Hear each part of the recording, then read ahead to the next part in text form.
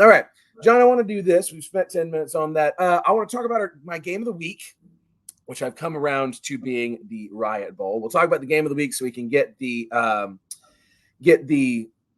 simulation up on the screen. My friend, what are your thoughts on number 11, undefeated Iowa State marching into Morgantown? This is a very tough place to get a win. Can Iowa State remain undefeated here? Oh, man. I mean, Clint, this is what, like I mentioned early on in the show, this is where the pretenders split from the contenders. Or is it, yeah, where the contenders split from the pretenders. Iowa State has been very solid so far, especially on the defensive side of things. But to start things off, in terms of watching the key players, in terms of what to expect for, Rocco Beck, he's been fantastic this season in his sophomore campaign. He's passed for 1,000 plus yards, 9 touchdowns to 3 interceptions. The Cyclones offense, this is a little bit of an eye popper, Clint, but their offense as a whole ranks 26 in EPA and passing, behind the play of Rocco Beck and a talented group of pass catchers as well. I still have shades of Abu Samo running all over K-State, Jalen Knoll. That's a dangerous Iowa State offense, but I think this is a little bit more of a stingy defense from West Virginia than a lot of people are anticipating. Now, I do have, what's the best way of putting it? I'll start on the offense first for West Virginia.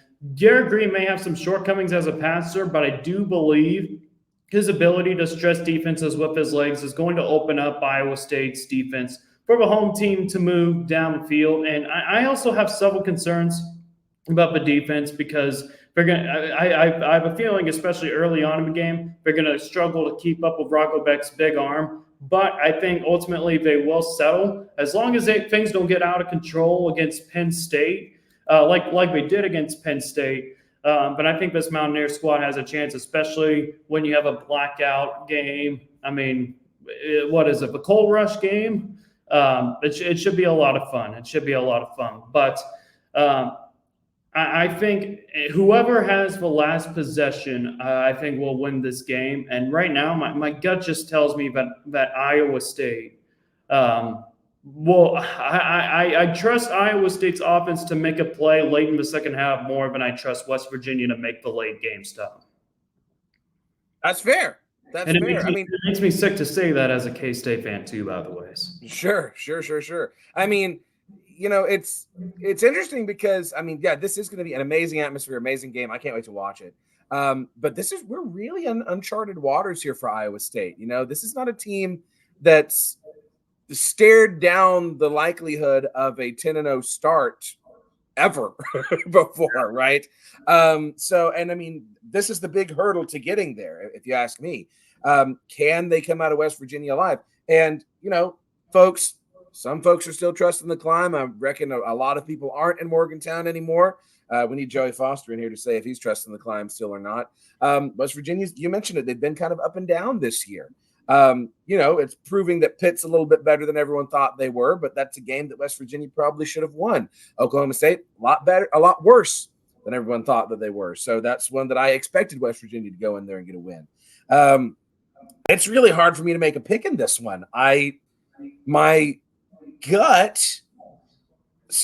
heart wants to see Iowa State win this. I love the Cinderella story. I would love to see Iowa State really compete for that spot in Arlington.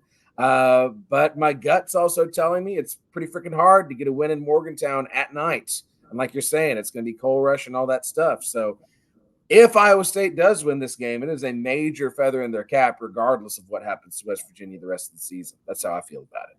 Well, I think on top of that, Clint, you look at this Iowa State's – well, I think you just look at this game in general, and really the winner of this game is going to be an impressive win regardless, because you're talking about an Iowa State team in which if they win in Morgantown, it's like, hey, you win in a hostile environment against a West Virginia team who started off 2-0 conference play, pretty much shout out Oklahoma State last weekend in Stillwater. If you're able to go on the road in that tough atmosphere at Milan Puskar Stadium, Iowa State, I'm looking at their schedule as well. If you're able to get past West Virginia, their schedule should align very perfectly for the next 5 weeks leading up to November 23rd when we play at Utah. So keep that for what it's worth. And then for West Virginia, on the other hand, you're already 2-0 in conference play. You got a little bit of a confidence boost after you beat Kansas. You had a bye, then a week after that. Then you blast Oklahoma State in Stillwater.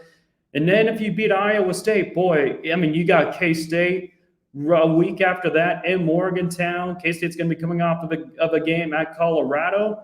And then really for West Virginia, the only two games that stand out that will likely be more difficult late in the season will be Arizona and Texas Tech. So it presents a huge opportunity for both teams. If one of the teams wins, then chances are they'll likely be going into the last few weeks of the regular season, hanging on with only two, maybe one or two losses in conference play and still vying for that spot in Arlington.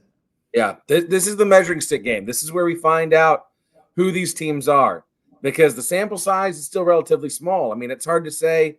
Yeah, I would probably say that West Virginia's most impressive performance was that win over Oklahoma State, as bad as Oklahoma State has been. Iowa State, you'd probably say their most impressive win was the one at Iowa, right? I mean, anytime Iowa State can get one over on Iowa, that's pretty impressive, regardless of what the records are. Looking at the matchup predictor here on ESPN, they're giving Iowa State a 54.7% chance to win. So, I mean, it doesn't get much more of a coin flip than that. We'll check in on the simulation here a little bit later in the show, and we'll cap things off with a little bit more Riot Bowl talk. But in the meantime, let's look back to last week. You know, I like to ask this every single show so far this season. What was your biggest takeaway from last week's action? This can be something you learned about K-State or another team. Let me think. I'm gonna have to go to UCF. I don't know what's going on with the Knights, but they just took another ugly loss, and it just happened to be against an in-state rival, which a lot of people were thinking heading into the season. Oh, UCF should be able to pull this off, right? Maybe this is a game where Florida fires Billy Napier right afterwards, given the talent discrepancy between two teams. But Gus Malzahn is a better coach. You lose to Colorado the week before. Not too big of a deal. You're able to bounce back. Maybe you were overlooking Colorado a little bit to get to that Florida game, but then UCF just got blasted. I mean, they trailed in each of its last three games by 21 points. They went on to win the game in Fort Worth against TCU, but at this point, that win is starting to not look as well as it once did. It's starting to become a little bit more of a bad data point for Gus Malzahn. So I think not only with what we're seeing with Mike Gundy, because a lot of Oklahoma State fans have been pointing it out, obviously, on social media lately. I don't feel as if not too many people are talking about UCF as well, just given these last few years. I thought they've been a little bit disappointing, and I think now they're starting to have some questions show up towards Gus Malzahn and company. Mm-hmm. Yeah. I mean, you know, my personal biggest takeaway is just the sad state of TCU football and the depths of hopelessness that I've reached. You know, there was a question in everyone in Fort Worth's mind like, hey, okay, that Kansas one was good. Does this mean we're turning the corner? Turns out, nope, not at all. Not even close. Okay. Very, very uncertain times in Fort Worth, to put it very mildly. I do love Clint Moses' takeaway, though. I got to shout Clint out. His biggest takeaway, Texas Tech is for real. And Clint, you are 1,000% correct. I have been a doubter all season. Ever since that ACU game, I was like, no way. Tech is trash. How embarrassing. That Arizona game convinced me otherwise. Texas Tech is absolutely for real this year. It's taken them a minute, but that Joey McGuire train is finally chugging along in Lubbock. And, man, that's not a game I'm looking forward to as a TCU fan, man. I know there's going to be probably a lot of red finding its way into Amon Carter Stadium, and I can only hope that we find a way to ruin their season like we did Baylor's in 2021, because that may be all we have going for us at this point. Well, Clint, I always said the reason Texas Tech will contend for a Big 12 championship this year is because K-State isn't in their schedule. The Wildcats have won their last 8 games against Texas Tech, and I don't know if that's ultimately the linchpin and all this, but Texas Tech has, it's a night and day difference compared to what we've seen the first 2 weeks. They survive what should have been a blowout against Abilene Christian in week 1. Honestly, I take that more as a loss, if I'm being honest. Abilene Christian should have won if they had several better offensive possessions. Then you get trounced by Washington State on the road the following week, and then you go up against North Texas, and all of a sudden things just clicked for Joey McGuire and the Red Raiders. They scored 66 on North Texas. They beat a previously unbeaten Arizona State squad. They beat Cincinnati in what was a slugfest of the game, through on out. No defense. That was like classic Big 12 defense right there. And then you go to Arizona as well, Clan, and you're able to win 28-22. You shut down Noah Fafita and McMillan, the ultimate wide receiver duo there. You forced several turnovers. I came out of that game a lot more impressed with Texas Tech's defense. But you know what? Taj Brooks is really what drives this Red Raider offense. He did fumble it twice, but he was able to get things going again for the Red Raiders. And they have a bye this week, and maybe their schedule starts ramping up a little bit. But if you are a Red Raiders fan right now, you got to love where you are at right now.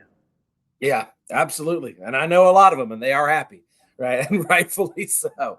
All right, let's look at some of the other games around the Big 12 coming up this week. As, by the way, West Virginia has just gone up 3-0 in our simulation of the Riot Bowl there. We'll keep checking in on that.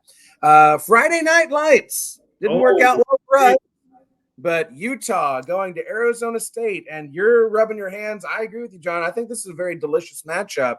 I am not so certain that Utah covers this spread. I'm not so certain that Utah wins this game at Arizona State.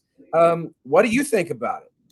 If I was a betting man, just looking at this game, I would bet the under, because while I'm not certain as with Utah's quarterback situation, with Cam Rising still likely going to be out. I mean, what's with Kyle Whittingham just throwing out several of these random answers to the pressing, like, oh, we'll see what happens. He's kind of foreshadowing things, but ultimately it's the backup quarterback that started. That's what happened with Utah last year. Now the chances are, I think we're going to see Isaac Wilson again as the starter against Arizona State, and it's going to be a Friday night game. The Sun Devils are coming off of a win over Kansas. It's going to be another tough, hostile environment for him to play on. I mean, of course, they were able to get it done over Oklahoma State, but it really wasn't because the offense wasn't up to par. It was the defense shutting down Alan Bowman, Ollie Gordon, all those key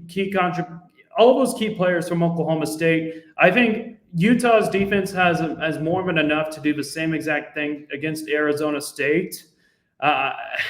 This one's a tough one to pick. I'm just not as certain as with Arizona State's offense. I think it's going to serve as a pivotal point in Utah's game in Utah's season.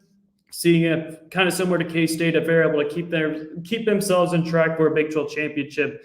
But it's going to be very interesting to see how both teams respond, because if Arizona State wins as well, then we could be looking at, maybe Arizona State might be a little bit better than we're anticipating. Keep an eye on them as well. So, it's going to be very, very exciting. It's going to be the start of all the chaos that will take place in the Big 12.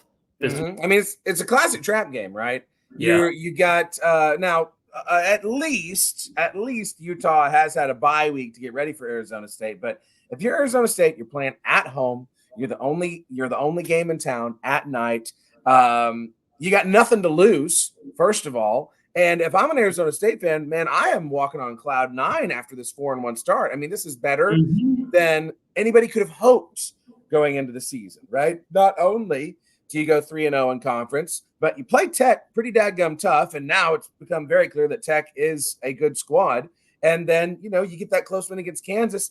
I mean, hey, I am all for crapping on Kansas, but I think that Kansas team is probably better than its record indicates. Every single one of those games that Kansas has played, with the exception of the TCU game, has been a 1-score loss, right? Yeah. That's just a team that's getting bum deal after bum deal, game after game.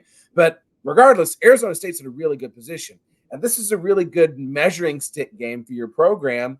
Say, okay, where are we at in the rebuild, right? And Utah's a great squad, even without Cam Rising. Can they weather the storm in Tempe, though? I don't know, man. I don't know, because here you got a situation where if Arizona State manages to win this game, they can very easily rattle off 3 straight wins going into Kansas State week, right? And they could be sitting at worst case scenario, potentially 7-2 going into that Kansas State game. I mean, I still very firmly believe that the 2 teams playing in Arlington this year are each going to probably have 2 losses in conference. Arizona State's in that conversation, man. They're in that conversation. Yeah, so, it's a hard one to pick. It's a real hard one to pick.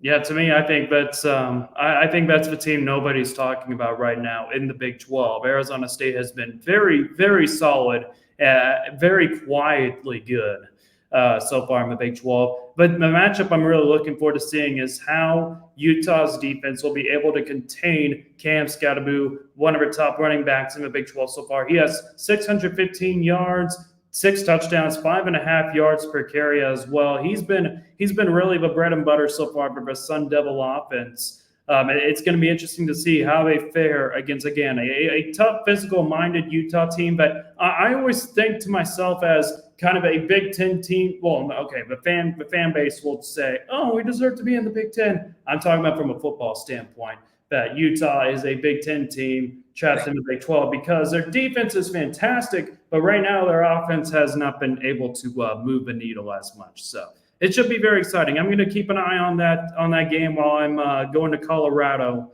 It should be a lot of fun. Yeah, I think I'm going to pick the Sun Devils in this one. Just if for no other reason than that I loved our off-season Arizona State show. I had 2 awesome guests, and I was like, you know what? Hey, you've made a fan of me, right? Fork them, right? Get your forks up. And how can you not root for a team who's got a running back named Skattebo, right? Like, come on, that's amazing. This is what college football is all about. I gotta get more of the Clint Foster Arizona State guy. Hold up, forks up, yeah. Yeah, man. Yeah, okay, bro. All right, on to another really difficult one to pick. Frankly, this is another truly a coin toss game to me. Cincinnati at UCF. I think UCF is the 3-point favorite here just because it's at the bounce house. No other reason. But personally, give me Cincinnati in this one. I've seen a lot more that I've liked from Cincinnati this year than from UCF. Cincinnati 1,000% should have won that Texas Tech game if they don't have the worst clock management ever seen in human history, right? I like UCF to edge I like Cincinnati to edge out UCF in this rivalry game. Yeah, this is kind of one of the more under the radar games in the Big 12 this week. Of course, UCF's looking to bounce back against what has been a little bit more of an impressive Cincinnati squad led by Brandon Sorsby. He's been one of the most impressive signal callers through the Big 12 in his first 5 games. He's completed, 66% of his attempts, at least last I checked. But he's passed for over 1,300 yards, 12 touchdowns, only 1 interception as well. He's been the key difference for why Cincinnati has been in these close contests, whereas they weren't necessarily competitive over the past few years. Well, actually, I take that back. In particular, last year. On the other hand, for UCF, really now, I mean, the main guy for UCF is R.J. Harvey. I mean, I think at this point, I think KJ Jefferson is kind of on a milk carton at this point, but I think this UCF team is going to go as far as R.J. Harvey could take them, and it feels like the 2024 season of UCF, it's going to go as far as really as far as R.J. Harvey can take them. Through the first 5 games, he has 90+ yards. He has 90+ carries for 600 yards, 9 touchdowns as well. But you know what? I think this is a Cincinnati team that's coming off of a bye. UCF is favored playing at home, like you mentioned, Clint, but I feel as if the Knights are kind of like Oklahoma State. They're a little bit disjointed since their loss to Colorado. And on top of that, several players on UCF squad, they're essentially quitting on their team. For those who missed it, Colton Boomer, one of the star kickers at UCF, he's transferred. A lot of mumblings that there's a lot of players unsatisfied that are not satisfied with the situation that UCF is in. The Bearcats look a lot more improved. I think they will do just enough with Brandon Sorsby as the quarterback to get things done in Orlando. I think Cincinnati's going to win outright. Yeah, very well said. I agree 100%. This is Cincinnati's get right game for sure. Moving right along to the reason for the show's title this week, undefeated BYU 5-0. Chug the chocolate milk, pour one out for your boy, right? Arizona going up to the land of cougar tails and chocolate malts, where BYU is a 4.5-point favorite for the 3 p.m. tilt. BYU has impressed me this year. They have really impressed me. I love the brand of football they're playing up there. It's exciting to see. Arizona, on the other hand, has faltered a little bit, obviously, as we've talked about. Can Arizona get right in one of the many battles of cats in this conference? I don't know. Man. What do you think, John? Man, this is going to be great. On top of it, you got Big Noon Kickoff in Provo as well, so that's awesome. Seeing the Fox version of Game Day kind of branch out and go to several of these Big 12 locations. The better version. Oh yeah, absolutely. Yeah. You don't want to watch Iowa's offense at 11 a.m. just like Gus Johnson and Joe Clyde call BYU in Arizona. BYU is on fire right now. Yeah, they're playing with a chip on their shoulder from falling flat on their faces to end last season against Oklahoma State. They were 5-7, and on top of that, the preseason notions were kind of leaning towards them being kind of more towards the bottom of the Big 12. BYU, I am very impressed with them. I don't think this game will result in how they did against Kansas State, because I think a lot of what Kansas State did was just kind of a lot of fluky events. I don't think I think it's a 1 in a million chance we'll see DJ Giddens fumble football. But after that, it was kind of just a whole swirl of K-State kind of shooting themselves in the foot and BYU capitalizing on almost every single opportunity. Arizona's not clearly fazed by tough roads environments and the elevation, kind of given what we've seen against Utah 2 weeks ago. I could easily see this being a bit of a good luck running out on the BYU side of things, but I can also guarantee that BYU, their home crowd is going to be ready. And I think that's played a little bit into effect with what happened against K-State. I think Arizona's skill position guys, again, with Fafita, McMillan, that's going to be extremely dangerous. It'll be interesting to see how they fare after falling to Texas Tech. But Jay Hill, man, I think Jay Hill right now is the best defensive coordinator in college football as we speak. He has done more than enough to get this BYU defense going. He knows how to cook up a plan. I believe I did an interview with BYU Sports Nation's Jeremy Jordan on this, but Jay Hill was he was up in the press box. I don't know if he was gone the game kind of from a bed because he was dealing with surgery at the time, but they were able to get it done. And really the players have been able to step up behind Jay Hill. And I think it's a great story. We're not only just with him, but Kalani Sitake, with him being on the hot seat and everything. I think BYU is going to win. I don't think it's going to be as much as a blowout as what we saw 2 weeks ago, but I think BYU, as long as they're able to make the key plays on defense and shut down Noah Fafita in the passing game, I think that's how the Cougars will pull it off in Provo. Yeah, and you said it. The defense is why I'm so confident, right? I'm much more confident about this game than I am about the Riot Bowl. I mean, what difference does my confidence make? I mean, really none. but like, I really like BYU at home here. Arizona, I mean, outside of that Fafita to McMillan combo, I mean, that they feel kind of like a one-trick pony to me. And they're not that it really means all that much, but you can look at a common opponent here. I mean, I know I agree with you that I don't think this game is going to look like the K-State game, but BYU beats K-State 38-9. Arizona loses at K-State 31-7, right? I mean, that's got to be worth something, right? That's got to be worth something. I really like BYU in this game. I really like BYU to, make a run at Arlington, frankly, man. I'd love to see them do it. This is a team that I hated in the Mountain West. And as a Big 12 member, I'm like, I love seeing y'all succeed. You got good deal. Man, I tried so hard I tried so hard to get a BYU guest for the show so we could have my usual two guests. I reached out to every Mormon in the Rolodex, man, and they all very politely told me that they were busy. Yeah, but here we go. Give me the Cougars. Give me the Cougars. Absolutely. We'll check in very quickly here with the Riot Bowl. See how things are going. Okay, West Virginia up 10-0 in driving. They're turning it up. Yeah, I could see a world. I could see a world where West Virginia comes out and has an authoritative win in this game. That's kind of how I feel like it'll be. I feel like it'll be Iowa State survives and squeaks by, or West Virginia just clocks them. I see this more as a slow start for West Virginia, and they're not going to be able to bounce back. I think it'll be a close game. Again, one possession, but I think Iowa State is going to pull it off. I just think with what we've seen so far in West Virginia, besides the Oklahoma State game, it's been a lot of slow starts. But the defense will do its part to keep things pretty competitive, especially with the blackout game in Milan Puskar Stadium. Just don't do the blackout against K-State, please. Those blackout games always tend to curse us. I don't know why, but they always do. Yeah. All right. Well, let's talk about your Wildcats and all that. I kind of think K-State is going to slap Colorado around this game. I'm surprised that is a 3.5-point spread. Yes, Colorado has performed above many people's expectations this year. Hey,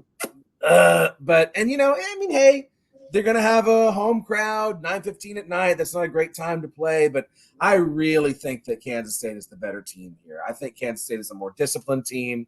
I think Kansas State has the pieces to control this game. We're renewing a rivalry here. Is this y'all's first time to play Colorado since they've rejoined the conference? Is that right? Yes, first time since November of 2010. That was the last Big 12 game at Folsom Field as well at Colorado in the Big 12. So, these two teams are going back at it. Clint, I got a little bit of a proposal.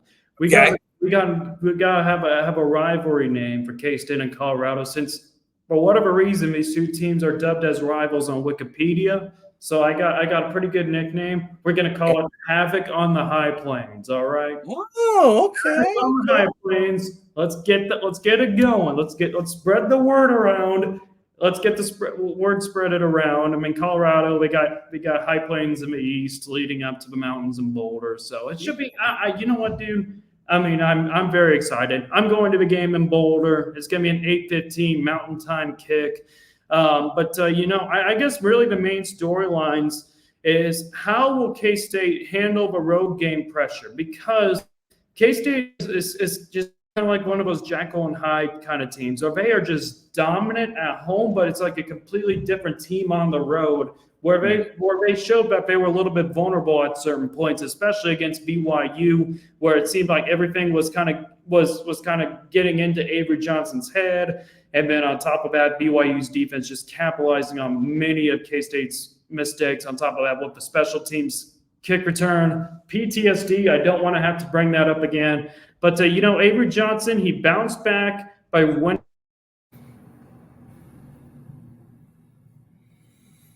We'll get him back, folks. We'll get him back.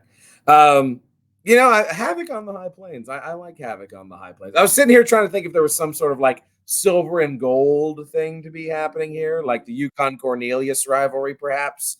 UConn Cornelius. Here we go. He's back now. I don't know why this happens. It's like the last time I hopped on your show as well. It was an Iowa State fan. I can't remember his name. Yes, Brownie. He trolled me a little bit, and then for whatever reason it closed out of me. So it's not your fault. Manhattan only just got fiber optic cable, so it's not it's not your fault, John. I mean, we live on solar panels out here in Kansas. I suppose it can't always be that perfect. I suppose. Yeah. But anyways, we're back. You're talking about Avery Johnson. You were talking about yes. He won Offensive Player of the Week against Oklahoma State. That was playing at home, an 11 a.m. kick, and it had significantly fewer eyes on this matchup than Week 7. And really, was that performance in Week 5 enough for Avery Johnson to kind of flip the script, live up to the hype a little bit, kind of make sure K-State is a little bit more in check since a road game against BYU? It's going to be very interesting to see how this Wildcat squad is able to bounce back against this Buffalo squad. Of course, you got Jacob Parrish, one of the top players in the secondary in the Big 12. He was tasked with a nearly impossible task, for that matter, keeping up with Colorado's Travis Hunter. Jacob Parrish was no stranger to several of these tough matchups in the fall, as he was instrumental in K-State's secondary, slowing down Arizona's receiving core in week 3. Now they face another top 5 pick and Travis Hunter for a 2025 class. I think he's going to have his work out for him. And then for Colorado as well, we already know about the heroic efforts of Shedeur Sanders and Travis Hunter doing the gosh dang thing in the air.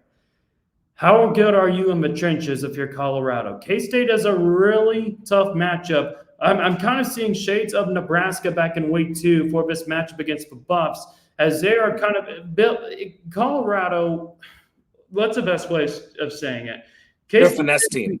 Yeah, they're the exact build of a team that the Buffaloes would tend to struggle with on the lines of scrimmage. And K-State, I think, just with the way they are able to recruit several guys, I think they're a lot more stronger in the trenches, fundamentally a lot more sound in all 3 phases.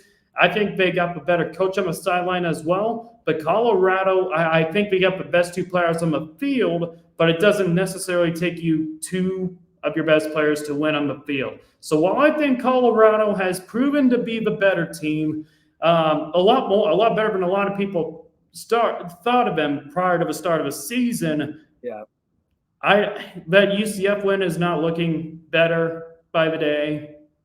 Beating Baylor at home is not some kind of miracle, except for that Hail Mary. I'll give Shedeur Sanders that. I mean, that was a heck of a throw. But that's not a team you should need a Hail Mary to beat. I mean, let's be real. Yeah, come on. What are we doing here? I think K-State's lines of trenches, they'll pave a way for DJ Gittens, Avery Johnson, and Dylan Edwards. Dylan Edwards' legacy game. All right, he's returning to Boulder, Colorado. It's going to be a legacy game. And I think with the amount of key pieces that K-State has in the rushing game, I think it's going to keep Travis Hunter out of the game plan for Colorado. And I think K-State gets the job done on the road. They shut down all the hype from Colorado. I even got their helmet right here. I'm going to turn them upside down just for your viewing pleasure as well. I think K-State is going to get this done. I'm very excited to attend Boulder as well. I got a lot of family there, so it's gonna be a blast. It's gonna be a blast. But I think, like we mentioned at the beginning of the show, not only is it the Riot Bowl this weekend, but it's also gonna be K-State and Colorado. Havoc on the High Plains, man. Yeah, Havoc on the High Plains. Who's gonna be the contending team coming out of Boulder, Colorado? After everything's said and done. I also got a lucky Darren Sproles bobblehead with me as well, so we'll see if that's able to carry us to victory as well. Yeah, I really like the Wildcats in this one. I like them to cover the spread. Because again, I look at this Colorado schedule. None of these wins impress me. The only good team they've played is Nebraska, and they lost. Like you said, they're gonna lose this game to Kansas State. I would be shocked. Now, if Colorado finds a way to win this game on a Hail Mary in overtime or something, then okay, Colorado's for real. I'm bought in. All right, but I don't. I like the Wildcats in this one. Here's my alternate. So you cut out on me. My alternate rivalry title: the Yukon Cornelius Bowl, silver and gold. Right? Is that anything? Is that something? If it showed like a detailed explanation, then that could work. But it sounds with a little asterisk with like. It sounds like a rivalry that's played on a European tennis court. That's fair. That's fair. Yeah, but okay. Well, absolutely. Yeah. Okay. Here you go. So the simulation is just about gone final. West Virginia's going to pull away with this one. It's the first simulation I've done that hadn't gone to overtime, by the way. So, if you trust College Football 25, looks like the Mountaineers are going to take it at home.